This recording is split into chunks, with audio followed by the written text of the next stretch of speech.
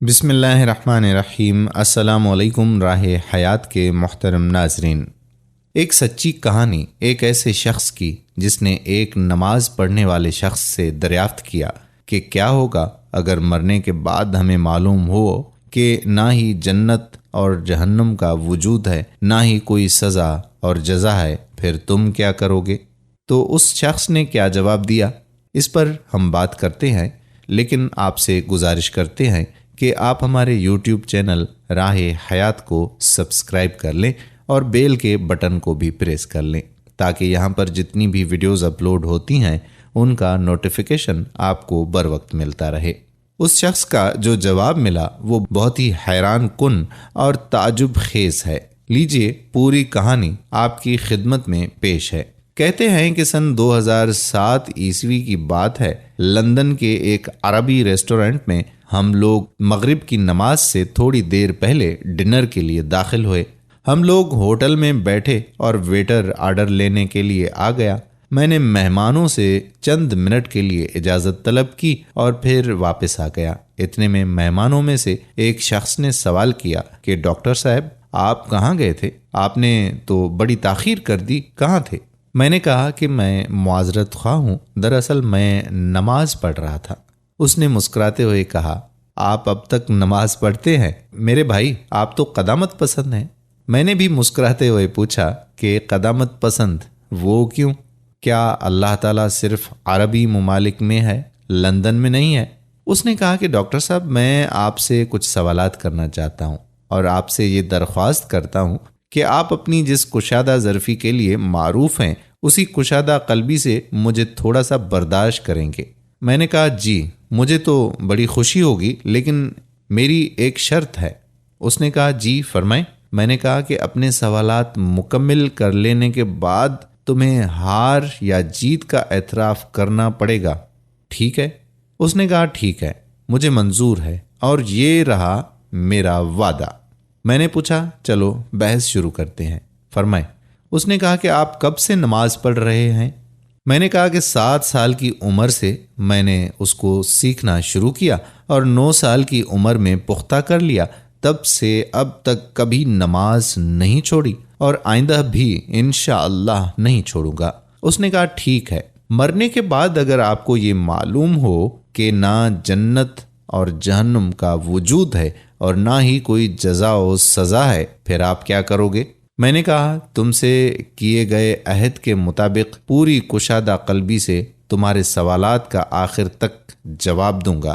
فرض کریں نہ ہی جنت و جہنم کا وجود ہوگا، نہ ہی کوئی جزا و سزا ہوگی، تو میں ہرگز ہی کچھ نہ کروں گا، اس لیے کہ دراصل میرا معاملہ ایسا ہی ہے جیسا کہ علی بن ابو طالب رضی اللہ تعالی عنہ نے کہا تھا کہ الہی میں نے تیرے عذاب کے خوف کی آرزو میں تیری عبادت نہیں کی، بلکہ میں نے اس لیے تیری عبادت کی ہے کیونکہ تو عبادت کے لائق ہے۔ اس نے کہا کہ اور آپ کی وہ نمازیں جس کو 10 سال سے آپ پابندی کے ساتھ پڑھتے آ رہے ہیں، پھر آپ کو معلوم ہو کہ نمازی اور بے نماز دونوں برابر ہیں، جہنم نام کی کوئی چیز نہیں ہے، پھر کیا کریں گے؟ میں نے کہا کہ مجھے اس پر بھی کچھ پچھتاوا نہیں ہوگا، کیونکہ ان نمازوں کو ادا کرنے میں مجھے صرف چند منٹ ہی لگتے ہیں، چنانچہ میں انہیں جسمانی ورزش سمجھوں گا۔ اس نے کہا کہ اور روزہ خصوصاً لندن میں، کیونکہ یہاں روزے کا وقفہ ایک دن میں 18 گھنٹے سے بھی تجاوز کر جاتا ہے۔ میں نے کہا میں اسے روحانی ورزش سمجھوں گا، چنانچہ وہ میری روح اور نفس کے لیے اعلیٰ طرز کی ورزش ہے۔ اسی طرح اس کے اندر صحت سے جڑے بہت سارے فوائد بھی ہیں، جس کا فائدہ میری زندگی میں ہی مجھے مل چکا ہے، اور کئی بین الاقوامی غیر اسلامی اداروں کا بھی یہ ماننا ہے کہ کچھ وقفے تک کھانا پینا بند کرنا جسم کے لیے بہت مفید اور نفع بخش ہے۔ اس نے کہا کہ آپ نے کبھی شراب پی؟ میں نے کہا میں نے اس کو کبھی ہاتھ تک نہیں لگایا۔ اس نے تعجب سے کہا کبھی نہیں؟ میں نے کہا کبھی نہیں۔ اس نے کہا کہ اس زندگی میں اپنے آپ کو شراب نوشی کی لذت اور اس کے خمار کے سرور سے محرومی کے بارے میں کیا کہیں گے؟ اگر آپ کے لیے وہی ظاہر ہوا جو میں نے فرض کیا ہے۔ میں نے کہا شراب کے اندر نفع سے زیادہ نقصان ہے، اور میں سمجھوں گا کہ میں نے اپنے آپ کو اس نقصان دہ چیز سے بچا لیا اور اپنے نفس کو اس سے دور رکھا۔ چنانچہ کتنے ہی لوگ ایسے ہیں جو شراب کی وجہ سے بیمار ہو گئے، اور کتنے ہی ایسے ہیں جنہوں نے شراب کی وجہ سے اپنا گھر بار، مال و اسباب سب کچھ تباہ و برباد کر لیا ہے۔ اسی طرح غیر اسلامی اداروں کے عالمی رپورٹ کو دیکھنے سے بھی یہ پتہ چلتا ہے کہ وہ بھی شراب کے اثرات اور اس کو لگاتار پینے کے انجام سے متنبع کرتے ہیں۔ اس نے کہا کہ حج و عمرہ کا سفر، جب موت کے بعد آپ کو معلوم ہوگا کہ اس طرح کی کوئی چیز نہیں ہے اور اللہ تعالیٰ ہی موجود نہیں ہے۔ میں نے کہا کہ میں عہد کے مطابق چلوں گا اور پوری کشادہ ظرفی سے تمہارے سوالات کا جواب دوں گا۔ میں حج و عمرہ کے سفر کو ایک خوبصورت تفریحی سفر سے تعبیر کروں گا، جس کے اندر میں نے حد درجے کی فرحت و شادمانی محسوس کی اور اپنی روح کو آلائشوں سے پاک اور صاف کیا، جس طرح تم نے اپنے اس سفر کے لیے کیا ہے، تاکہ تم ایک اچھا وقت گزار سکو اور اپنے عمل کے بوجھ اور معمولات زندگی کی تھکان کو دور کر کے اپنے روح کو تازگی فراہم کر سکو۔ وہ میرے چہرے کو کچھ دیر تک خاموشی سے دیکھتا رہا، پھر گویا ہوا، کہنے لگا کہ آپ کا بہت بہت شکریہ کہ آپ نے میرے سوالات کو بڑی کشادہ قلبی کے ساتھ برداشت کیا۔ میرے سوالات ختم ہوئے اور میں آپ کے سامنے اپنی ہار تسلیم کرتا ہوں۔ میں نے کہا تمہارا کیا خیال ہے؟ تمہارے ہار تسلیم کرنے کے بعد میرے دل کی کیا کیفیت ہوگی؟ اس نے کہا کہ یقیناً آپ بہت خوش ہوں گے۔ میں نے کہا ہرگز نہیں، بلکہ اس کے بالکل الٹا، میں بہت دکھی ہوں۔ اس نے تعجب سے کہا کہ دکھی کیوں؟ میں نے کہا اب تم سے سوال کرنے کی میری باری ہے۔ اس نے کہا فرمائیں۔ میں نے کہا تمہاری طرح میرے پاس ڈھیر سارے سوالات نہیں ہیں، صرف ایک ہی سوال ہے، وہ بھی بہت سادہ اور آسان ہے۔ کہا وہ کیا؟ میں نے کہا کہ میں نے تمہارے سامنے واضح کر دیا کہ تمہارے مفروضہ کے واقع ہونے کے بعد بھی میں کسی طرح کے گھاٹے میں نہیں ہوں، اور نہ ہی اس میں میرا کسی قسم کا نقصان ہے۔ لیکن میرا وہ ایک آسان سوال یہ ہے کہ تمہارا اس وقت کیا ہوگا اگر حالات تمہارے مفروضے کے برعکس ظاہر ہوئے، یعنی موت کے بعد تمہیں معلوم ہوا کہ اللہ تعالیٰ بھی موجود ہے، جنت و جہنم بھی ہے، سزا و جزا بھی ہے، اور قرآن کے اندر بیان کیے گئے سارے مشاہد و مناظر بھی ہیں، پھر تم اس وقت کیا کرو گے؟ وہ میری آنکھوں میں آنکھیں ڈال کر خاموشی کے ساتھ دیر تک دیکھتا رہا، اور پھر ویٹر نے ہماری میز پر کھانا رکھتے ہوئے ہماری خاموشی کو توڑا۔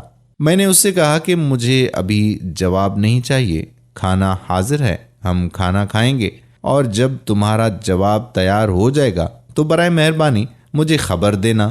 ہم کھانے سے فارغ ہوئے اور مجھے اس نے کوئی جواب نہیں دیا، اور میں نے بھی اس وقت اس کو جواب کے لیے کوئی تکلیف نہیں دی۔ ہم بہت ہی سادگی کے ساتھ جدا ہو گئے۔ 1 مہینہ گزرنے کے بعد اس نے مجھ سے رابطہ کیا اور اسی ریسٹورنٹ میں ملاقات کا مطالبہ کیا۔ ریسٹورنٹ میں ہماری ملاقات ہوئی، ہم نے ایک دوسرے سے ہاتھ ملایا کہ اچانک اس نے میرے کندھے پر اپنا سر رکھ کر مجھے اپنی باہوں میں پکڑ کر رونے لگا۔ میں نے اپنا ہاتھ اس کی پیٹھ پر رکھا اور پوچھا کیا بات ہے، تم کیوں رو رہے ہو؟ اس نے کہا کہ میں یہاں آپ کا شکریہ ادا کرنے اور اپنے جواب سے آپ کو باخبر کرنے کے لیے آیا ہوں۔ 20 سال سے بھی زیادہ عرصے تک نماز سے دور رہنے کے بعد اب میں نماز پڑھنے لگا ہوں۔ آپ کے جملوں کی صدائے بازگشت میرے ذہن و دماغ میں بلا توقف گونجتی رہی، اور میں نیند کی لذت سے محروم ہوتا رہا۔ آپ نے میرے دل و دماغ اور جسم میں آتش فشاں چھوڑ دیا تھا، اور وہ میرے اندر اثر کر گیا۔ مجھے احساس ہونے لگا کہ جیسے میں کوئی اور انسان ہوں اور ایک نئی روح میرے جسم کے اندر حرکت کر رہی ہے۔ ایک بے مثالی قلبی سکون بھی محسوس کر رہا ہوں۔ میں نے کہا ہو سکتا ہے جب تمہاری بصارت نے تمہارا ساتھ چھوڑ دیا ہو تب ان جملوں نے تمہاری بصیرت کو بیدار کر دیا ہو۔ اس نے کہا کہ بالکل ایسا ہی ہے، یقیناً جب میری بصارت نے میرا ساتھ چھوڑ دیا تو ان جملوں نے میری بصیرت کو بیدار کر دیا۔ میرے پیارے بھائی، تہہ دل سے آپ کا شکریہ۔ دوستو، اس واقعے کو سن کر یوں ہی مت گزر جائیں، بلکہ اس کو شیئر بھی ضرور کریں۔ ہو سکتا ہے کہ کسی شخص کی ہدایت کا یہ ویڈیو ذریعہ بن جائے اور وہ بھی نماز کی طرف راغب ہو جائے۔ اس کا ثواب آپ کو بھی ملے گا اور ہمیں بھی ملے گا۔ میں نے اپنی ذمہ داری پوری کی کہ اس واقعے کو پڑھ کر آپ کے سامنے پیش کیا۔ اب آپ اپنی ذمہ داری پوری کریں اور اس واقعے کو شیئر کر دیں دوسرے دوستوں احباب کے ساتھ۔ آنے والی ویڈیو تک قادر کلہوڑو کو اجازت دیجیے۔ اللہ حافظ۔